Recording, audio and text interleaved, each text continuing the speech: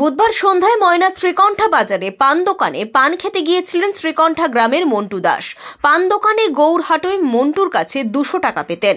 পান দোকানি আগের বকেয়া টাকা মেটানোর কথা বললে দুজনের মধ্যে বচসা বাঁধে, আর তা থেকেই শুরু হয় মারামারি। হঠাৎ পান দোকানি মন্টুর গলায় ছুরি চালিয়ে দিয়ে পালিয়ে যায়।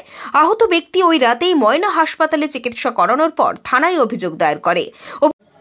পানলি বাদ আমার উপরে ছুরি চালিয়ে দিয়েছে, তারপর কাটার পর আবার তোমার জ্ঞান নেই। আচ্ছা, আপনার নাম? মন্টু দাস। আচ্ছা, তো এখন কিরকম আপনার শরীর অবস্থা কিরকম? ওই তো ডাক্তারবাবু দেখতেছে, খেতে পারি, ওই ছুটি দিলে খেতে পারি। ডাক্তারবাবু ছুটি দিলে অভিযুক্ত পান দোকানিকে পুলিশ বুধবার গভীর রাতে গ্রেপ্তার করে। তমলুক আদালতে তাঁকে তোলা হলে তাঁর জেল হেফাজত হয়। আহত মন্টু বর্তমানে তমলুক হাসপাতালে আশঙ্কাজনক অবস্থায় চিকিৎসাধীন। বাবা 6-7 দিন কলকাতায় ছিল, দাদাবুর শরীর খারাপ, নার্সিংহোমে ভর্তি ছিল। সকালে 12টার সময় ঘর আসছে, বিকালে গেছে। ঠিক আছে, আমি তো দোকানে ছিলাম। বিকালে গিয়ে পান খেতে গেছে, পান দাও। তারপর বলে তোমার আগের 200 টাকা বাকি আছে, দাও। বলে দিচ্ছি, পানটা দাও। হ্যাঁ, তারপর 200 টাকা দিয়ে দিচ্ছে, এখনও ঘুরে 45 টাকা পাবে।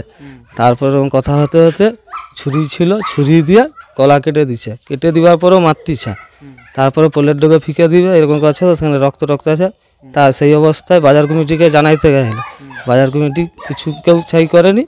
তারপরে আমার জেঠুর ছেলে বাচ্চা নিয়ে থানাকে গেল। থানা থেকে ময়না হাসপাতালে লাইনি, ময়নায় আবার তমলুকে ভর্তি করা হয়েছে। রঞ্জন মাইতির রিপোর্ট, খবর BCBS।